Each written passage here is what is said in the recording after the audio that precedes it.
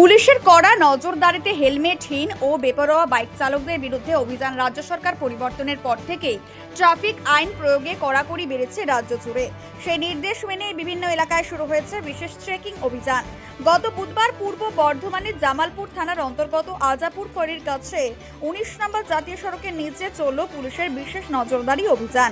অভিযানে দেখা যায় যেসব মোটর বাইক চালক হেলমেট ছাড়া কিংবা দ্রুত গতিতে গাড়ি চালিয়ে ট্রাফিক আইন ভঙ্গ করেছেন তাদের বিরুদ্ধে আইনত ব্যবস্থা নেওয়া হচ্ছে। হেলমেটবিহীন বাইক আরোহীদের চালান কাটা হয় এবং পাশাপাশি সচেতন করা হয় পুলিশের পক্ষ থেকে।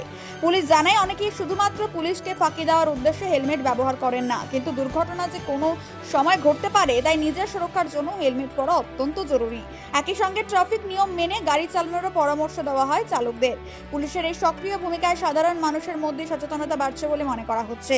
ইতিমধ্যে বহু বাইক চালককে হেলমেট পরে নিয়ম মেনে চলাচল করতে দেখা যাচ্ছে। আজাপুর থেকে দিনেশ্বরের রিপোর্ট, মেমারি আপডেট নিউজ। হাতের কাজের মাধ্যমে আপনার বিশেষ মুহূর্তকে করে তুলুন অন্যান্য। আমাদের হ্যান্ডওয়ার্কে তৈরি কাস্টম ইনভাইটেশন, হস্তনির্মিত উপহার এবং ডেকোরেশন আপনার ভালোবাসার গল্প বলে। আজই আমাদের সাথে যোগাযোগ করুন আর আপনার স্মৃতিকে চিরস্থায়ী করে তুলুন।